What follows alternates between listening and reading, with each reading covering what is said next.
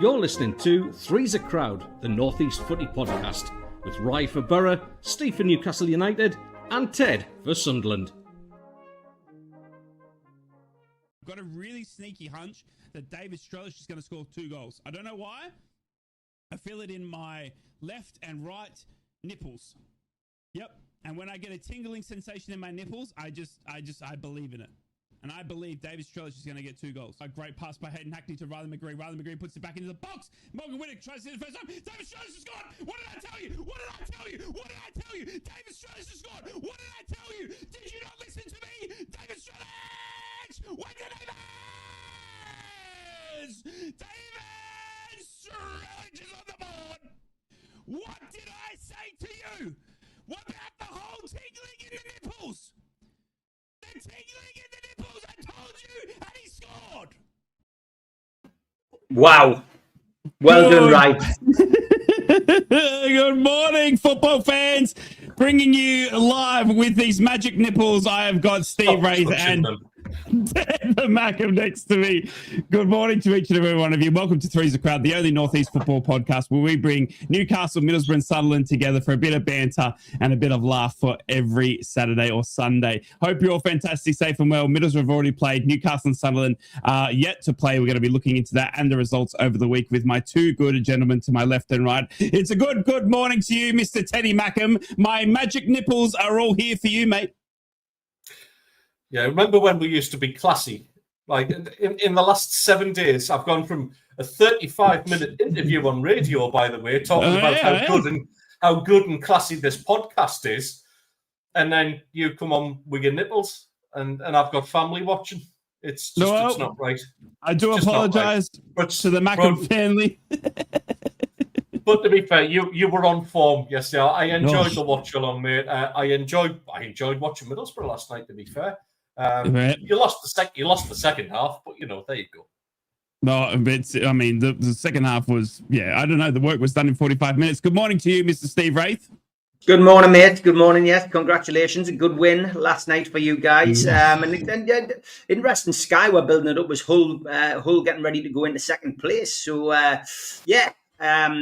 maybe they believed the hype before the game. But, well done to Borough. Good results. And, back in it, I guess, opening a little gap between you and Hull again and closing the gap on Coventry. It was an incredible performance, and obviously the second game in charge for Kim Hellberg, our new Swedish manager. I was reporting to you live as well. What you see behind me is normally my office, but I'm actually coming to you live from my local IKEA here. As you can see, here I am from the local IKEA where Swedish meatballs are on the menu for any opponent that comes near us, and we're going to be serving them up red hot and down the throat of any opponent because the Swedish mafia is here and we're here to stay. I tell you, it's an incredible Swedish takeover. The rumour is that Isak might come down the championship. Such is bad Premier League form. He may come down to Middlesbrough under Kim Hellberg to link up with the Swedish manager. I'm just hearing rumours. Let's start it off with Middlesbrough last night. A fantastic performance in the first 45 minutes, scoring 4 goals to zip. Obviously, the second half was a different story where Hull would get a penalty. They would convert that, and the final score would be 4-1 in absolute torrential rain, lads. I don't know if, Steve, if you've... how you've managed to keep dry, if that's what the rain last week against Derby County for Middlesbrough was torrential. Last night was torrential. If that hasn't stopped, mate, I'm surprised you haven't swum into the local pod. Yeah, it's strange weather at the moment, but that's what winter brings on Tyneside and Teesside and Wearside. It's it just came out of nowhere last night. To be honest, we've had all sorts this week, but look, it's going to take a while for this manager to come in and get his tactics across to the players, to get his ethics across and what he's expecting from the team. I did suggest that you'd get a new manager bounce last weekend. It's come a week late, but that's what you want. You want players to respond. You want players to respond to the new man coming in, and they really need to look at where they are in the table and say, look, from our perspective, lads, it's in our hands at the minute. And it is, because you're in the top 2 and that's where you want to stay. I think Coventry, unless they have a massive collapse, will win the league. I think they're already showing signs of a team that could go to that elusive 100-point margin and probably go through the whole season, almost unbeaten from now till end. But I think Middlesbrough have got it in their hands, And we all saw what happened with Sunderland last year. Sunderland did drop away, but what they cleverly did last year was essentially protect the players for the playoffs. They clearly knew that that they were going to be in the playoffs, and they didn't waste any energy, didn't waste any players. They were clearly working on that tactics for the playoff final, and they got the win and are in the Premier League and now reaping the benefits from coming up. So yeah, look, Borough. We've said it since the start of the season. Would love to see Middlesbrough, Sunderland, Newcastle in the same league. It will be fantastic for the Northeast, fantastic with Northeast football. We've seen it with the Northwest for so many years. Why not the Northeast? And it's about time that the three Northeast teams weren't yo-yo clubs, that didn't go up and down. And I know some Newcastle fans will be going, Steve, man, we all want to see Sunderland get relegated. But I've always been on the polar opposite of that. As long as Newcastle are above Sunderland, I've always been happy. And at the moment, Sunderland are doing really well. We'll come on to them in a bit, but we want to see Middlesbrough up there, and would love to see Middlesbrough get promoted. So fingers crossed 100%. They do. Keep putting up the fight, lads. That's what you got to do. That's all we got to do. It's a long old slog in the championship. We've got 3 games in a week. Again, obviously, Middlesbrough away to Charlton midweek. But what a performance it was last night in the wet, Teddy boy. I mean, Noah has been... That first 45 minutes, mate, was probably the best football I've seen Middlesbrough play in a very long time. And I cannot remember sitting there at halftime just being speechless. I mean, I'm a man of many a word. And I could not remember a time of sitting there after 45 minutes going, what the heck has just happened? I mean, we had all of the writing on the wall. Rob Edwards left for Wolves. We've managed to get Kim Hellberg in, the Swedish manager, unproven in the English game, much like Regis last season, where you were going in with the unknown. 2 games in, mate, and we've beaten Derby County and Hull City. Yeah, I mean, it's like I commented on your watch along yesterday, which I really enjoyed. I particularly enjoyed that first half. I thought they were excellent. Oh. What I said at the time was they were very neat and tidy at the back. They were so sharp to every challenge in midfield, and that game was won in midfield for me. I know, obviously, Stranic got on the score sheet and all that, and you took your chance as well, but the midfield for me were just superb yesterday, especially that first half. Like I say, even second challenges and loose balls, they were just first on everything. They were seizing on any kind of miscontrol from the Hull City players, and Hayden Hackney quite rightly justifying the kind of price tag that's being talked about. That's it, up front as well. Took their chances superbly well. The finish from Stranic, he made that look a lot easier than what that chance was, because he really had to make time for himself to do it as well. McGree's goal as well, I thought was excellent. Just the way he sort of, to dig it out of his feet. Again, this is, you're talking technique here for players. To dig it out of his feet the way he did, and just to kind of like almost catch up with the outside of his left foot. It was the only gap he had to aim at. And he took it as well as any striker in the Championship or in the Premier League. It was just excellent, mate. The thing is now, and I joke about like sort of losing the second half. You did the damage. All you had to do was maintain a bit of concentration. For me, it was a very soft penalty that you conceded. I don't think it was a penalty personally. I think it was very much played for. But obviously, with the absence of VAR, it's not going to get overturned. But you did a professional job in the second half. There's no need to go hell for leather. It's going to take some catching Coventry with the goal difference now anyway. It's all about points. And when you're in this position, when you're playing that Friday night game, you just got to make sure you get your result. Now the pressure goes back to Coventry to maintain their points difference. And to be honest, I said it yesterday, and I think I might have mentioned on the show previously, I just feel like Coventry are going to slip at some point.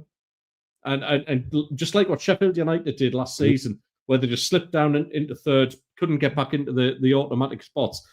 That's going to happen. And when you look at like the likes of Scotty Parker, who's under pressure at Burnley, yep, they've got to be looking at somebody like Frankie Lampard going, right, we're in the mire. We may as well go and get Frankie Lampard, maybe get a couple of his Coventry players in the January window, if we get relegated, then we've got a good Championship manager to try and take us back up. But in the meantime, he looks like he's destined for a Premier League kind of job. They'll either lose him to a Premier League side, or I think Coventry will slip up ultimately anyway. So you've just got to go about your business and pick up the wins like what you have done in the last 2 games. Very contrasting games. You blew them away yesterday and that first half with great football. The Derby County one was more of a Grafton win. If you've got those 2 kinds of wins in you, Middlesbrough are on a really, really good path, mate. I was very, very impressed with that first half. No, honestly, it was incredible. And if that's the type of football that Middlesbrough fans can expect under Kim Hellberg, we are in for a very, very exciting. And honestly, Rob Edwards might have given us a bit of a favour, because I don't think a Rob Edwards style of football gets us a win last night. I think we come away with a draw. I don't think we score 4 goals in the first half. I think Kim Hellberg set us up tactically. I mean, he brought in Alex Gilbert, his first start of the season. We haven't seen Alex Gilbert for a good 12 to 16 months. And we had, obviously Alan Brown, the loanee from Sunderland, he was out ill. We had Matty Target in a makeshift, back 4. And Alex Gilbert comes in and just plays like Perlo. It was incredible what they've seen with him and made him into a defensive midfielder. And I haven't seen that much of a capitulation, apart from England, who are doing exactly the same thing. 2 for 95, if anyone's watching from home. Hey, 2 for 95. Hey, Mitchy Starkey. Righto, we've got to move on quickly. We've got too much to football to talk about. Club football is here. We have got a massive, massive game in Sunderland taking on Man City this afternoon. I'm excited for this one, Teddy boy, because you're obviously away from home. You're going to the Etihad. This, for me, is a very, very good, and I keep saying this isn't for me. It's exciting for me to see Regis go up against the likes of Pep. Pep, for me, over the past 5 years or so, is the best manager in the world. It's the way we saw it down in Championship level. Obviously, Middlesbrough have been bouncing down the Championship, but every team in the Championship deployed this 4-2-3-1 from Pep Guardiola. Everyone started playing it out from the back from Pep Guardiola. I mean, his style of football, his tactics, his mind changed the way football was shaped. He now comes up at home against Sunderland in a brand new team, and I'm excited to see the battle of Regis and Pep. We saw Sunderland match it with Arsenal, obviously going 2 goals down, managed to bring that back. How are you seeing this one play out? Because I think this one's more exciting than fans are giving it time for. Well, first of all, happy birthday or bon anniversaire to Regis Lebris, who hits 50 today. So nice way to celebrate your birthday is a trip to the Empty Had and go and take on one of the greatest teams in Europe at this moment in time. Yeah. Excuse me. You got two of them back to back, actually, yeah. No, we've played Liverpool already, mate. Oh, you nearly got me. You nearly got me.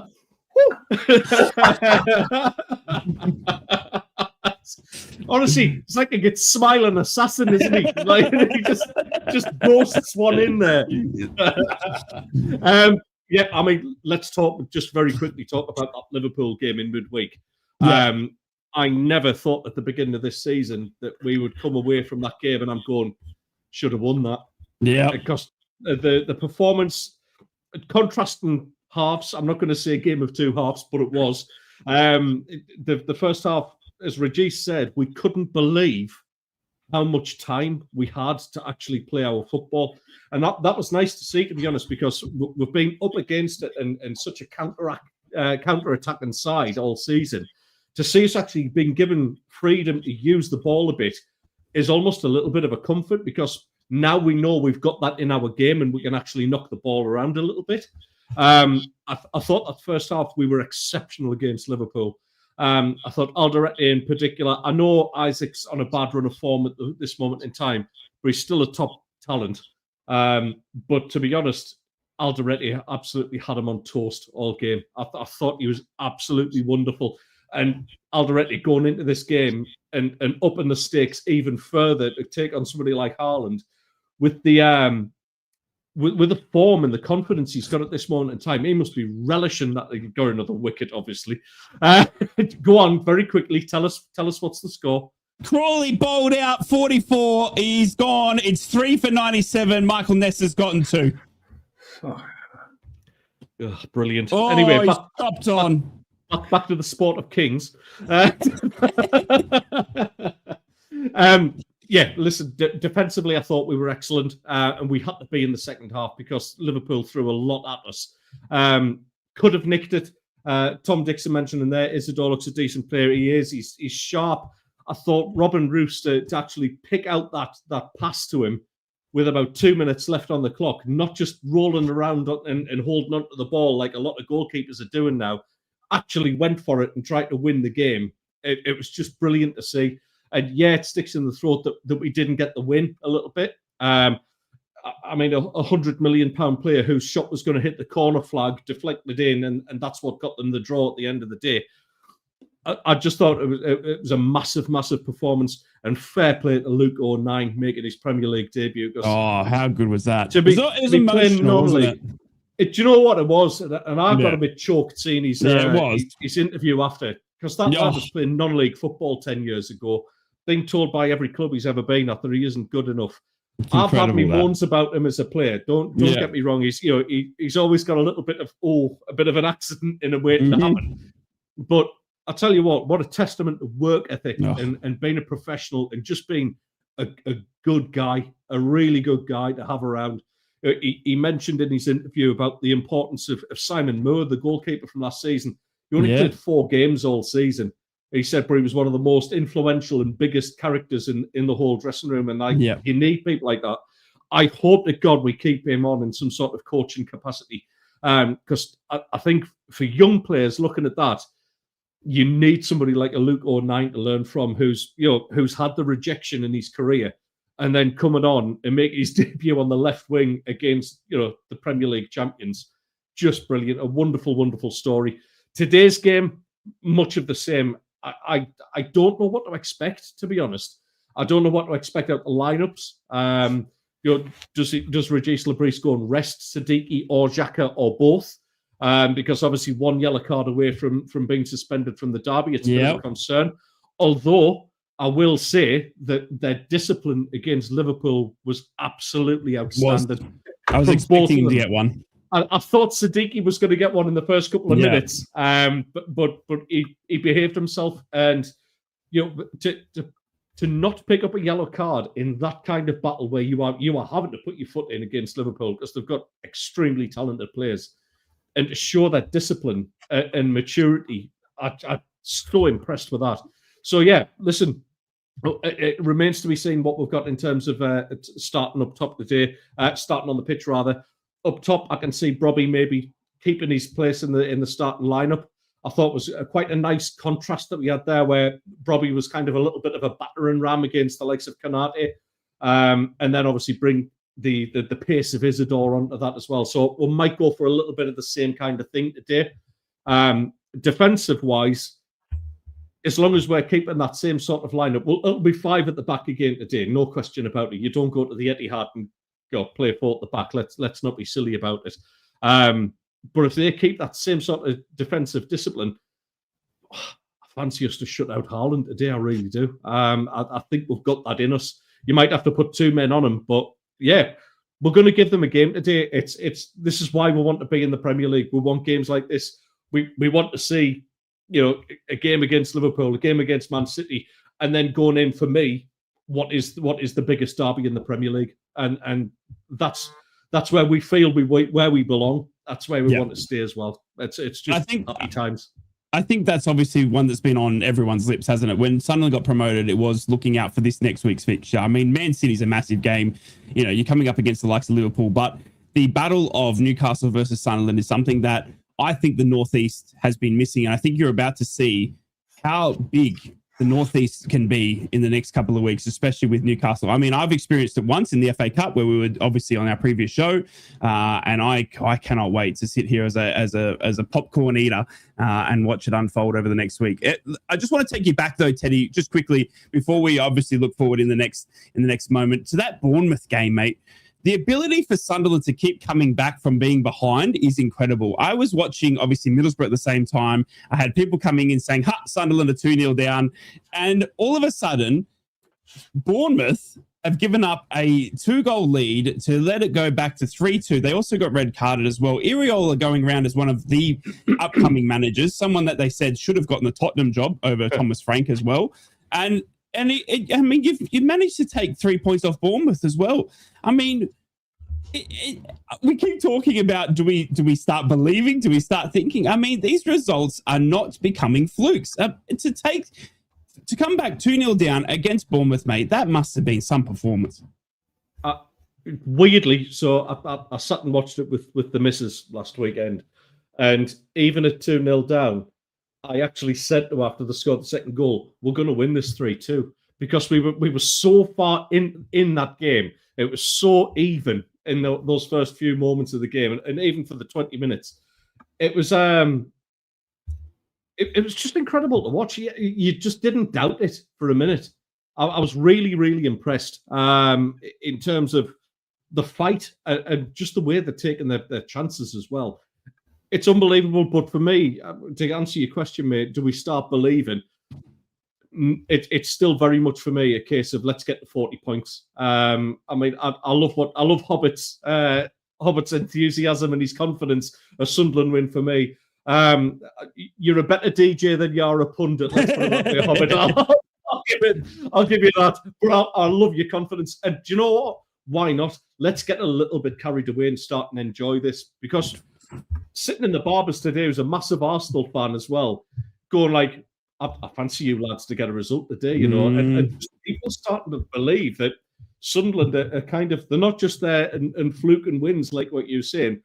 We're actually giving a decent account of ourselves now. Stephen King there, could Sunderland and Newcastle make the Champions League? Can you imagine? Tell you what, it'd be insane. Absolutely insane. But we're a little way off that yet. Let's get to 40 points. Let's see what we can do today. Keep everybody fit and well, and then we'll go into arguably the biggest game of the season after that. There is the massive fixture on the horizon, that is for sure. Stevie, mate, over to Newcastle United. Let's look back before we look forward. A massive week. Obviously, the draw with Tottenham, which I don't think should have been a draw. I think you were very unlucky there. Obviously, Romero equalising it late on. But coming off that, a massive win, mate, against Everton, which I think put... I mean, we were speaking about it here on the pod. I thought we were going into that game very nervously because it's the away form that's been on everyone's lips. But Eddie Howe managed to get it right against David Moyes, a tough opponent, and not only did he get it right, you blew Everton out of the water in their new ground. And then a tough midweek fixture against Tottenham. I think we're lucky to take we're very unlucky, to get 4 points, which I think could have been 6. I mean, look, let's start with a positive. The Everton game, 4-1 win. The stadium, wasn't impressed with it. I've got to be perfectly honest. No, but, really? No, I mean, it's in the middle of nowhere. Crazy to be, they breached a few heritage rules as well, by the sounds of it, to get their ground there. But no, not a great place. Inside, yeah, good for atmosphere, but as a ground to get to, awful, and nothing around it. So that's my advice for anyone who's thinking about going there. Go there once, but you probably not want to go back. And the bars and everything, awful, really, for away fans. Anyway, performance on the pitch, excellent. Best away game of the season. And I mean, bearing in mind, I've been to virtually every away game this season, and it's been an awful experience because we haven't won any games. We've drawn, we've got points at places where we wouldn't have got, but it hasn't been entertaining and it hasn't been enjoyable. And that was the best away end of the season by a country mile. Everyone had a great day out. Some great performances. Got to pick out Malik Chow for his 2 goals, but his defensive performance as well, and ultimately. Voldemort again, because he's ploughed a lone furrow since the start of the season. He was excellent, but a return to form for your wingers as well as always great. Barnes has been exceptional, and for me, a great performance. Then we got to midweek, and I'm not going to be too critical of the lads. We all felt we would win that game. I wasn't as confident as some of the Newcastle fans on my podcast who were, predicting 3s and 4s. I felt Newcastle would get a win. I was a bit more conservative and went for a 2-0, 2-1 kind of scoreline. I was jumping between the two. And in all intents and purposes, Newcastle should have got that. Unfortunately, they came up against a Spurs side that had a bad weekend and had decided to come and shut up shop They came up and settled for a point. Newcastle, on reflection after watching it back on TV, were definitely the better team, but there's nothing you can do when a player like Romero scores 2 goals like that. We can be critical. You can pick out a defender and Dan Burn and say maybe he should have got across quicker. You can pick out Aaron Ramsdale for a poor punch, which then led to the goal. Controversy in the game as well, because I personally, even as a Newcastle fan, didn't feel that was a penalty. Then when you sit and watch, you read the rules that were put up on the TV coverage, it is a penalty. But the problem is that there's no consistency in refereeing, so that's why there's always controversy around this. If every time a defender wasn't looking at the ball and put his arms around a defender and wrestled a forward, somebody in the box from the opposition team wrestled into the ground, we would have a penalty or 2 every single game. And it's the consistency. You either do it or you don't do it. So my point is here that I don't think it was a penalty, but of course by the letter of the law it was. So the referee was overruled. Newcastle 2-1 up and on the balance of play deserved it. But then the second goal, Malik Chow was wrestled to the ground in exactly the same way by one of the Spurs players, which put him off kilter. He probably could have marked Romero and probably would have got the ball. I know ifs and buts and ifs and ands are pots and pans, but he then has to get up, and as Romero is shaping up for his shinned overhead free kick, Chow's just getting back into position. So, listen, I think Eddie Howe described it perfectly yesterday. In football is a set of random events. You can't play. You can't play football without it. It happens, unfortunately. Freak goals happen. Things happen like that, and that's what happened on Wednesday night. Would I have took 7 points from Man City at home, Everton away, and Spurs at home? Of course I would have. 7 out of 9 points. That's a great return. Bearing in mind as well, Newcastle couldn't win an away game. It's good. It's great, Yeah. My prediction, I think I saw a comment on probably last week's stream from a Sunderland fan saying, Steve Wraith predicted Newcastle would be above Sunderland. How's that working out? I genuinely thought we would get 9 points out of those 3 games. We got 7. We've fallen short. We win today, and Sunderland get beat. Newcastle's a point behind Sunderland going into the derby. At the grand scheme of things, it doesn't matter, because I genuinely always say on here that it's what happens at the end of the season. Whoever's above, if Newcastle's above Sunderland or Sunderland's above Newcastle, they've deserved it, and it's what happens in May. So, and I know most Sunderland and Newcastle fans will feel the same. But yeah, 7 out of 9 points is great.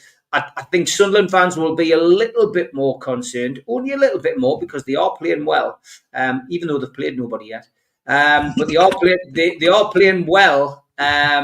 They won't be worried. They won't be worried about us, But there'll be a tiny little bit of concern that, hold on a minute, Newcastle's got their mojo back. We've got to win today. If we win comprehensively today and get a win, we go to Leverkusen.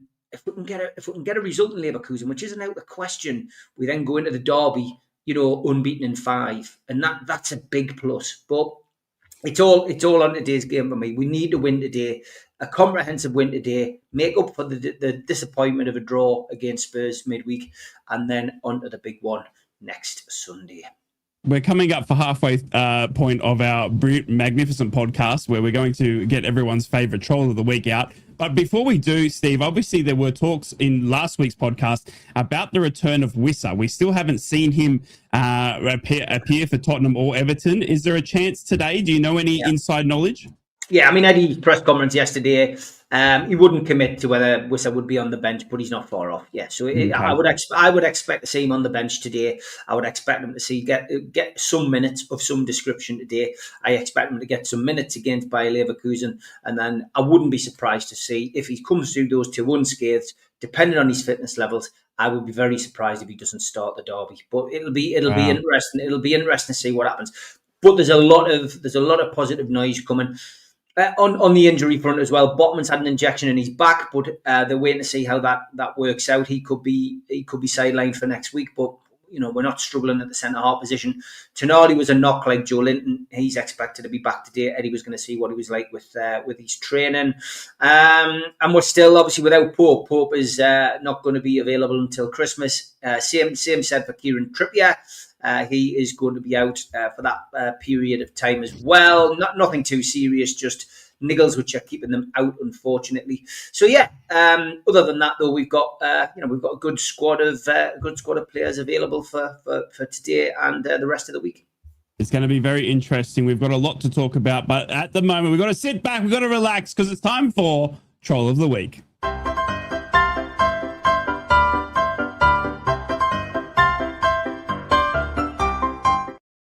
And thanks to everybody for sending them in. Just to make sure, as a little bit of a disclaimer, none of us support any of these views, which you will see in Tweet of the Week. Borough are getting accused on football away days this week. Hey, Borough, how come me Charlton tickets got £20 on it and yet you're charging £30? Seems a bit dodgy, this from Middlesbrough. What's all that about, Ray? Right. Well, it's been interesting, and the club has addressed it. They have issued £10 refunds to all the fans, but I'm not too sure what happened there. It did look like it was a bit of a mishap, but the club has come out and they have emailed everyone that did purchase it at the wrong price, and they have issued them a £10 refunds. I knew you would know. Congratulations to this guy. His Wolves have still not scored a goal since Rob Edwards became head coach, and it has now been over 8 hours of Premier League football since the last goal. He's doing well. Magical performance, that Rob Edwards. I knew you'd enjoy that. Congratulations to my old pal who's got a job this week as well. Geordie Sikh, he's captain of the Indian Navy submarine called Gandhi Underwater. So well done, son. Congratulations to him. And away fans must be pitch side. Premier League clubs agree. This was reported in the news. How on earth are Newcastle and Sunderland still getting away with this rubbish? The 44 not very happy about our away ends. Tough, mate. Tough is what I say. Tough, exactly. Football away days off to Wembley. Can we guess who was on my football shirt? Stephen replied, "She looks young," so Adam Johnson. And great run. Well done to Ryan Giggs, who crossed the line in just over 47 minutes. I personally think he crossed the line when he was shagging his sister-in-law behind his brother's back.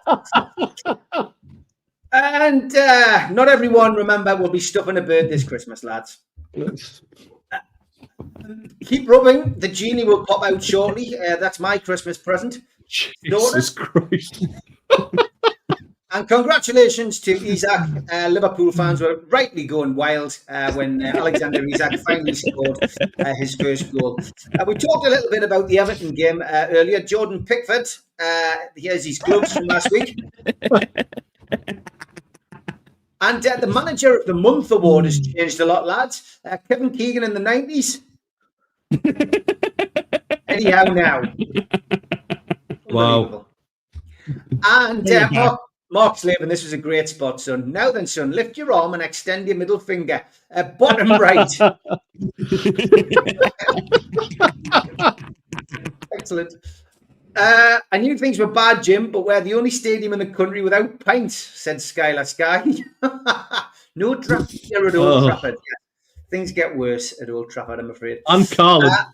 Missiles thrown from young boys, fans, says Jay. And Josh Williams replied, Prince William's team versus Prince Andrew's team was always going to be tasty after recent events. Great sign this in the background as well. Shite shifters.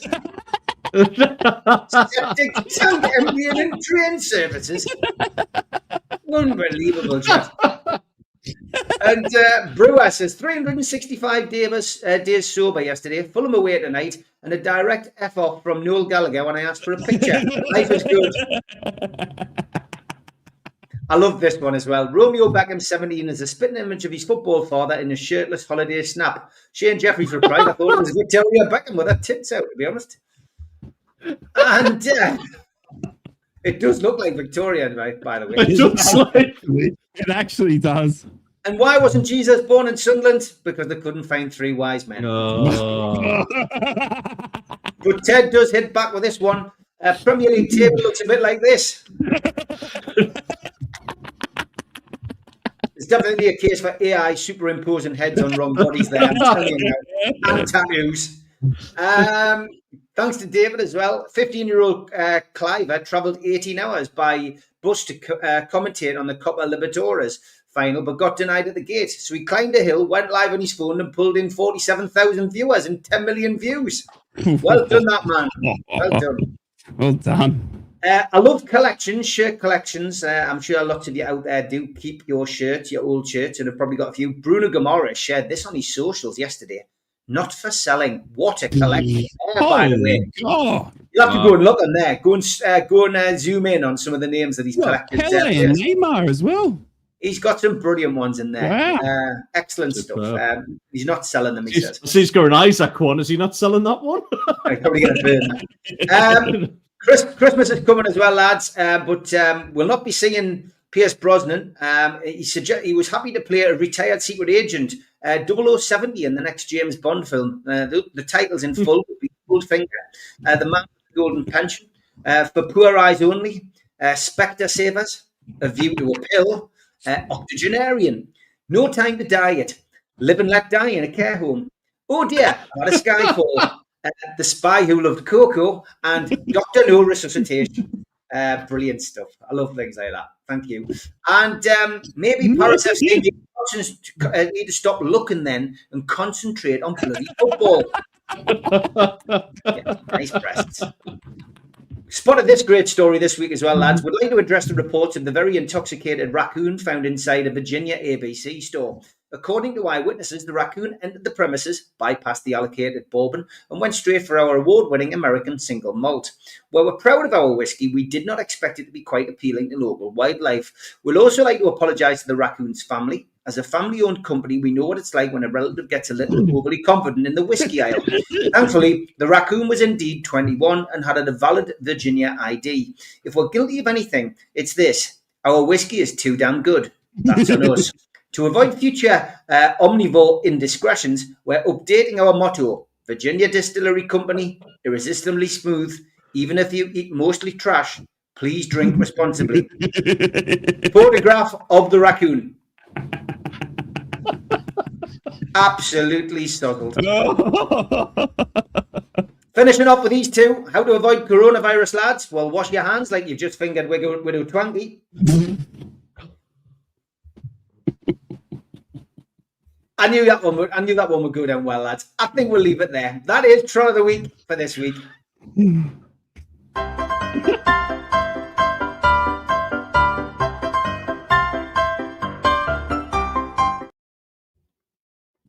Welcome back to Three's a Crowd, the very last Three's a Crowd before we're cancelled and taken off by YouTube officials. I love each and every one of you. Goodbye, monetization. I hope you're all fantastic, safe and well. Thank you so much for everyone joining us. Make sure to check out at Steve Wraith at NUFC Matters for all your Newcastle news, at Ted the Mackin for anything Sunderland, and me at Inrictus for Middlesbrough. We bring the three Northeast clubs together for a bit of laugh, bit of banter every week right here on Three's a Crowd. We're going to be looking forward now. We've looked back in the first half. It's time to look forward, and on the horizon is a massive, massive derby. I sit in the middle of two eagerly nervous men who are taking on each other in the 14th of December. Lads, one question that I just wanted to pose to you very quickly, and it was something that was brought up midweek for another football game. When it comes to the derby, now obviously the fan bases, I think obviously being from the area, Sunderland versus Newcastle, they understand it, they get it. But when you've got such big teams with a massive influx of internationally based players, do they understand, or do you think they connect with the derby as much as the fans? And it's a good question, I thought, and I'll come to you first, Teddy Boy, because Sunderland have had an influx of internationally based players.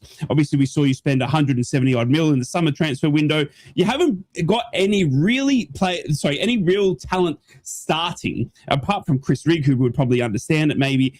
But there's no real players out there. You know, you've got Jordan Pickford, obviously at Everton, that understand what it means to be taking on Sunderland versus Newcastle. Do you think that is lost because of the internationally based players, or do you think it's just something that because of it's modern football?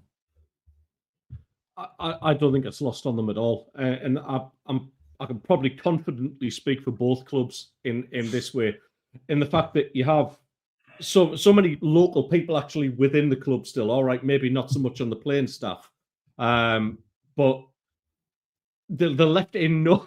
What WTF is this crap? Crispinator 90. Not happy. Well, yeah. Hates us. I think he needs to lay off his alien ganj leaf, to be honest, like and go and play Farmville.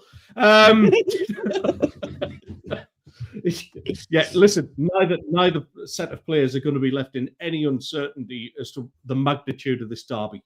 Absolutely no chance. There are people in the club, the fans, when they're around the local area, it's all the fans are going to be talking about. It's all the people who work at the clubs are going to be talking about. Most clubs now, as part of their recruitment process, are kind of like they're looking at personalities as well as the talent side of things. They're looking for the people with the right attitude towards joining a Premier League club such as ours, especially when you're in the northeast of England. It does take a different mentality. It's not the glamour lifestyle of living in London or anything like that. It's a grafting area. And you need a special kind of personality to play for these clubs. And I think that'll be very much part of why they were brought in, the ethos of why they were brought in the first place. And I think that even if they were uncertain, like I say, they're just going to be in no doubt of how massive this is going to be.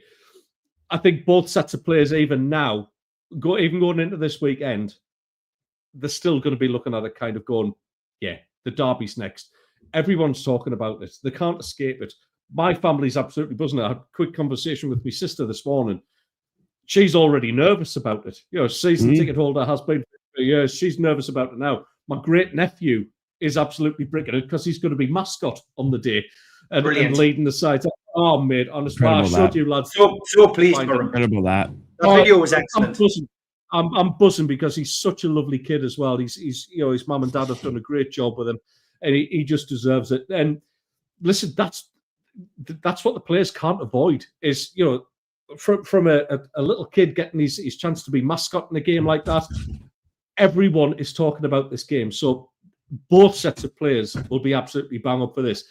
I honestly feel like this is going to be one of the biggest derbies possibly in the history of this fixture, because we're in a situation right now where Sunderland have obviously went and surprised everybody so far this season, and we're playing a lot better than what anybody anticipated.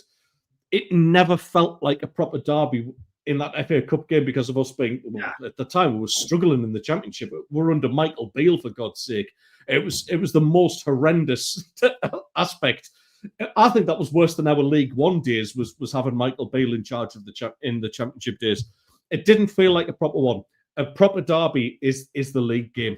And once we have Middlesbrough back in the Premier League as well, and we get a taste of that again, even though I make fun of it and call it the derbish, that's what it's all about. And this just has a flavour of such a big fixture this time around, because obviously Newcastle flying in Europe at this moment in time, Sunderland surprising everybody and taking scalps. And Steve put in our WhatsApp group, we've had points out of 6 of the top 8. Yeah, and that ain't fluking it. And as he's joked on earlier on about they haven't played anyone yet, and we actually have now, and we're dining at the top table for a reason. So it's just going to be a wonderful game. I can't wait for the two midfields to get stuck into each other. I can't wait to see two sets of strikers, goals that can be scored from anywhere, and in terms of defensive units, I can't remember a time where Newcastle and Sunderland have had defenders of this quality. I really can't. It's just everything about it points to an absolutely amazing game. Yeah, I'm nervous now about it, to be honest. I'm looking at today. The only thing I'm nervous about today, playing Man City, is, for God's sake, Xhaka and Siddiqui get through it without a yellow card. That's going to be tough, isn't it? If we get beat, we get beat today. Nobody's expecting us to go to the Etihad. You don't want them missing. This is the biggest derby in the Premier League. I'll go on to say that. Hands down, there's nothing else like it. Yeah, all right, Liverpool, Man United have their beef and all that sort of thing. This is different. The only derby out there that I can think of in the British Isles is actually the Old Firm derby. That's the only one that that possibly surpasses it. Yeah. Newcastle, Sunderland, or Sunderland, Newcastle, for me, biggest derby in the Premier League, without a shadow of a doubt. It's going to be very, very exciting. Just as Joe Root has to depart. England now 4 for 110. Joe Root is gone for 15. Mitchell Stark has got his man. Steve, quickly, I just want to, before we look at this week's predictions, mate, and look at the future, I was just asking, and Ted's saying that the players are going to be well up for it. It doesn't matter where they come from, where they're born. They know what it means to play Newcastle and what it means to represent Sunderland. Is it the same for Newcastle? I mean, obviously Newcastle have got the Brazilians, they've got, the new German up front. You've got Aaron Ramsdale or Nick Pope in goal potentially. None of these players that are from the area. Do you think it takes much to show or to convince a Newcastle player how much it means for Newcastle to verse Sunderland? Certainly not, because, first of all, Newcastle did play Sunderland in the FA Cup, and a lot of these players played in that game. Yeah. A lot of the squad know what the atmosphere is like at the Stadium of Light as well. So they're not walking into the unknown. They're not walking into a game that they haven't played collectively. Dan Burn, of course, is a Geordie through and through, and somebody who will certainly be all week telling the players who are new to this experience what it all means. Lewis Miley's a Geordie. Lewis Hall is a Newcastle fan. Jacob Murphy is a Newcastle fan, prior to coming to the club. So these people will all have a part to play. Kieran Trippier, although he's not going to be part of the matchday squad, will be certainly, giving advice and there. Yeah. So I don't have any concerns about whether Newcastle will be up for it. I think that, for me, it's about calming the crowd down, and it happens at St James's and it happens at the Stadium of Light. If Newcastle can go there and frustrate the team in red and white for that first half hour, and the crowd dies a death, which ultimately it always does at either ground, then that's when things can change. The first goal is going to be crucial, but I do think, as Tom says in the chat, we need a strong referee, and that's we. That's not we as in Newcastle. That's both teams, because that can either make the game or ruin the game. What we don't really want to see, let's face it, is players getting booked in the first 5 minutes. I think let it go for a bit and see how it goes. And if it does get out of control, then you start booking. But if the first challenge on that derby gets a booking, it's going to spoil the game. And there will be sending. I've not changed my mind. I do think it'll be very tight. I do think there'll be a red card or two, perhaps, probably on both sides. I can't see Joe Linton keeping his cool as far as Newcastle's concerned. I'd love to think he can, but I just have this worrying feeling that he's going to get a red in this game. But I just think it'll be decided by a free kick. I don't think it's going to be a big game for a big scoring game. I'd be very surprised if any team runs away with it. But I think it'll be very tight. It'll be very cagey, and I think it'll be decided with a free kick. There'll be a wonder goal. Somebody will be the hero. Somebody will be the villain. And it'll be bragging rights until we meet again. But it's a different fixture. We go down there with excitement and a bit of anxiety as Sunderland fans will be traipsing up to the Stadium Light exactly the same. But it's if we can if Sunderland get beat today, and there's no guarantee that's going to happen. But if Sunderland do get beat, Newcastle win, of course, we'll go a point behind them, and it's a level playing field this time. So whoever wins will have the bragging rights. It will be fair to say that at the moment they're the best team in the Northeast. So let battle commence. Let the build up commence. The social media build up will be interesting because this week Sunderland and Newcastle have got a good. They've both got good social media teams. I think there'll be a little bit of wind up going on. It'll be interesting to see how the two managers cope with it as well. But it's not going to be a rollover for Sunderland next week. And I think the old adage, I've said it last week, I'll say it again, I'll say it next week. Form goes out the window. So it's all or nothing. It's blood and thunder, and it's which team plays the match and not the occasion.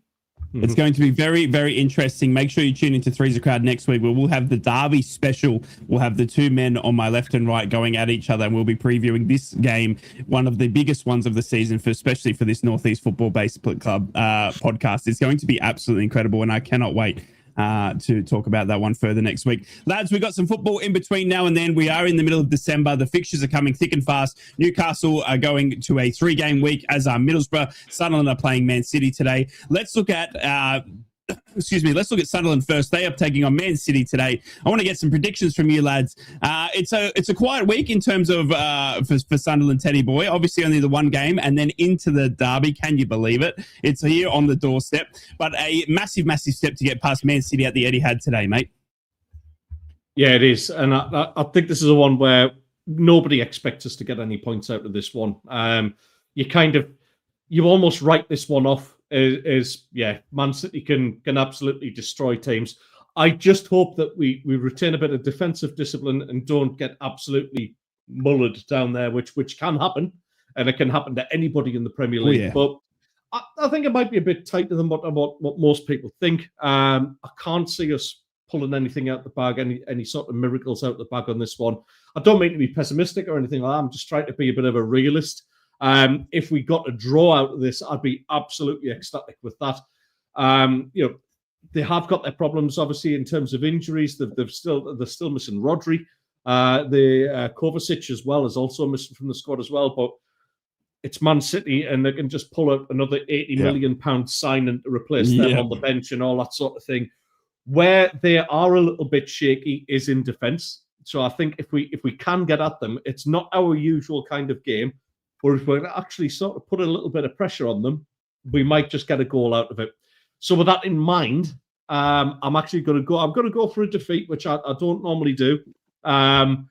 It's a head versus heart thing, as Mr. Wraith would say. My heart says 1s each, but my head says 2-1.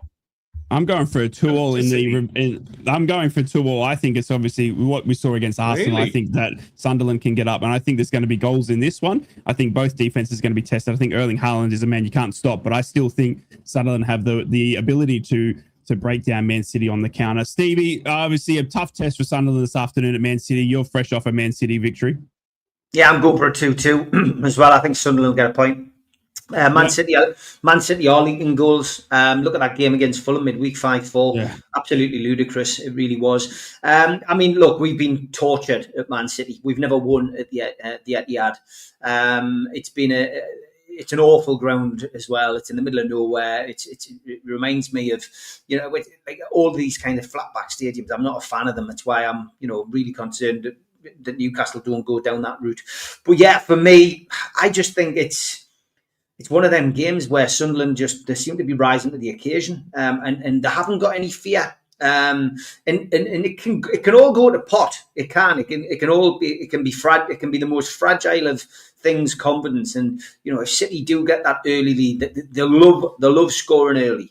I'd love to know the stats, but they always score early. And if Sunderland concede a goal early, Man City can get that second, then it could all go pear shaped. But watching both teams in recent weeks, I still think there's a point there for Sunderland. I think they'll get something. So 2-2. We're going for 2 draws and a loss. I'm there. The only one. You are. We both think 2-2, and the Sunderland fans gone for a loss. But it'll be interesting to see, and it's going to be a tantalising fixture, that's for sure. Let's move on to Newcastle. They've got 2 games this week. Stevie Wraith, before the derby, mate. You're obviously Burnley today. And an interesting one for me before we talk about Leverkusen as well was Burnley's manager Scott Parker coming out midweek saying that, and I quote, "The mental toughness of my squad is there. I think they are a tough bunch of group. They're a tough group and they are mentally strong. But I feel like it still won't be enough." That's a harsh thing for a manager to be saying about his players so early into the season, saying that mentally, I think you lads are tough, but I still don't think it's going to be enough. Yeah, he's a realist. He's been here before, Scott Parker. I think that's the thing. And he'll be looking for a reaction from his team. The one shining light this season so far has been our former keeper, Martin Dubravka, who will get a great reception today. But yeah, it's tough. This isn't again, there is no easy game in the Premier League. If you let your standards drop, there is no easy game. Burnley won't roll over. I think they've only won once on the road, and it was a 3-2 win at Wolves. They've lost the rest comprehensively. I think they've scored something like 6 or 7 goals on the road. They've conceded 21. This game is there for the taking for Newcastle, but Newcastle have got to turn up. It'll be interesting to see what Eddie does with his squad rotation. We've got a really great opportunity here. I think a lot of us would hope that he doesn't rotate too much. You would expect if Tonali's fit, he'll come back in, and he will probably replace. He was injured. He was injured in that game. I think he'll come in. I think he might play Bruno, Miley, and Bruno, Tonali, and Joe Linton midweek against Bayer Leverkusen. So I'm going to go for Bruno to come back in, Miley and Tonali, and I think he'll rest Joe Linton today. So I think Joe Linton will play Wednesday. But yeah, I just think he will go for a change. I think he'd stick with Barnes on the left. I think he may play Elanga on the right, and I think he'll play Voldemar up front. Hopefully, Wissa's on the bench. But I am going to go for a 2-1 win. I'm not confident we're going to knock these for 6. But I'm going to go for a win nonetheless. 2-1 to Newcastle. I'm going for a 5-1 victory to Newcastle against Burnley. I'm that confident. I think you're going to blow them out of the park. I think Scott Parker, I don't think that message is going to come across well with the players. It hasn't sit well with the fans. Teddy boy, Newcastle taking on Burnley today at home. Yeah, I think this is the farewell to Scott Parker. It's quite an irony that he's probably going to get sacked after playing against one of his former clubs. I just can't see Burnley getting anything out of this, mate. They actually do all right in terms of scoring goals. That they don't often get by a nil scoreline.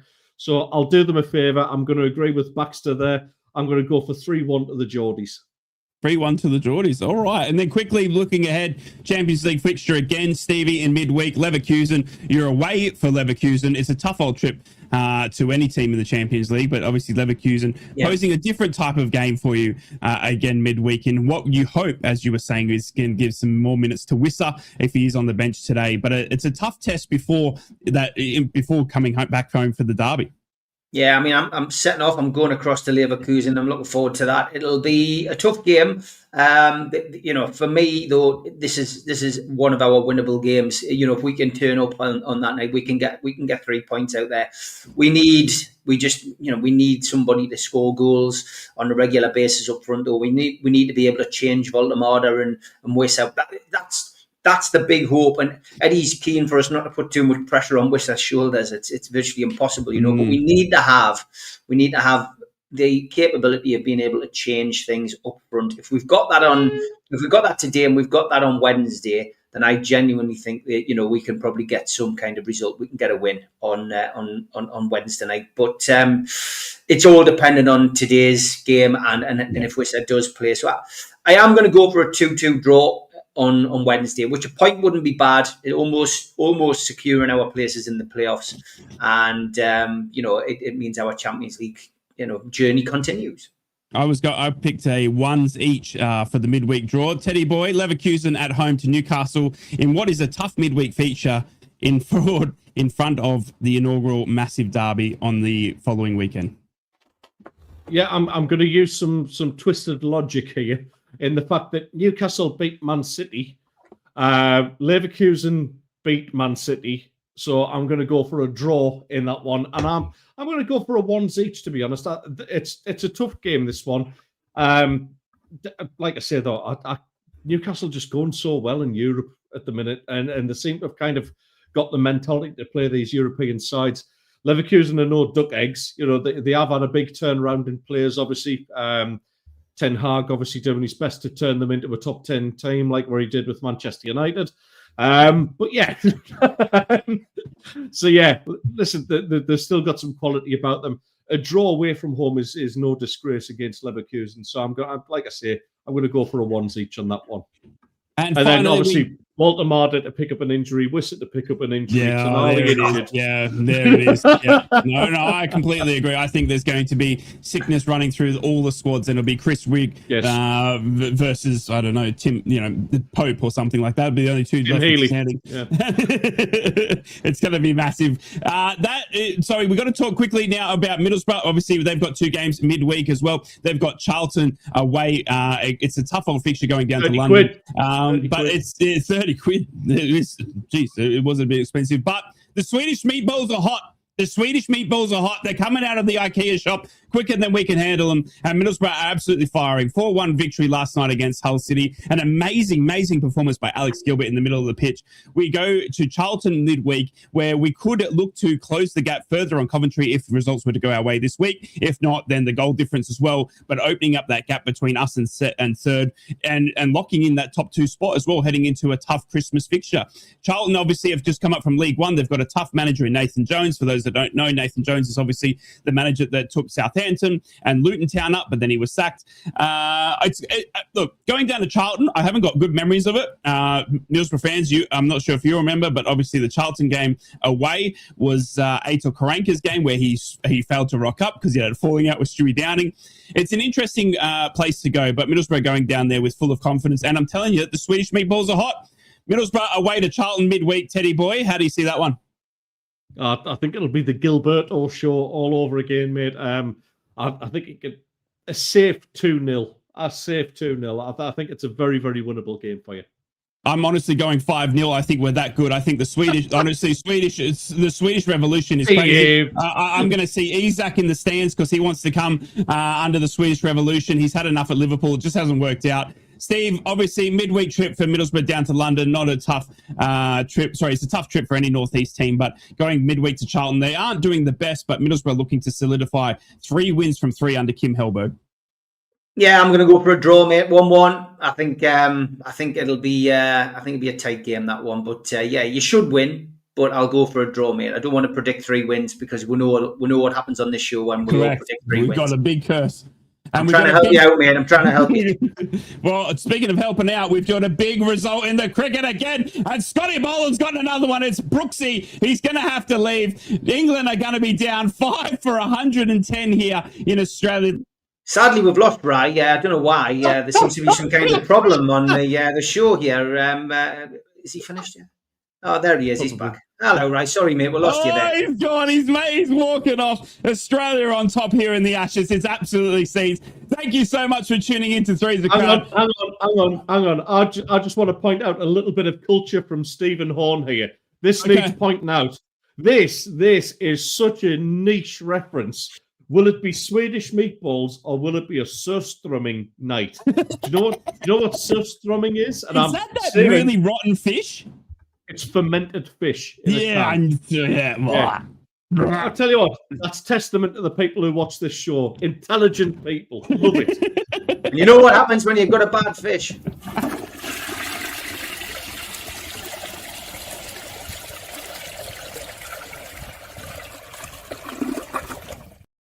That's England's cricket hopes. That was Australia that was going down the other way. I have how unnecessarily long that is as well, that flush. Middlesbrough fans, have a fantastic trip to Charlton. Newcastle, you have got a tough trip with Burnley this afternoon. And then obviously Leverkusen, Sunderland, a good old safe trip down to Etihad. We have got a derby on the horizon right here on the Northeast Football Pod. We have got Newcastle taking on Sunderland this time next week. I cannot believe it. It's on our doorstep. We have got a lot to cover. Make sure you join us if you have enjoyed the pod. Thank you for tuning in. Hit the like button. Consider subscribing. We will see you all next week to preview the derby of all derbies. But for now, it's bye for now. Three's a Crowd podcast will return.